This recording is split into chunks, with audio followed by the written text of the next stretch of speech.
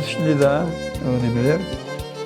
Kedi, üç tane samarat geldi, Norris'teki başladı bana gitmeye. Yani ayağıma akılka orada arttan. Sonra bayan vraç gelip av etti.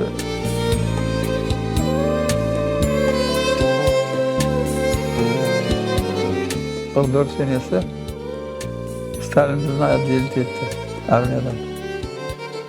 Bizim Cibir'de az şey var ki Tatarlar Cibker gitti. Tabii ne ki Arkhangelsk'in yanında o. Anda çalıştım.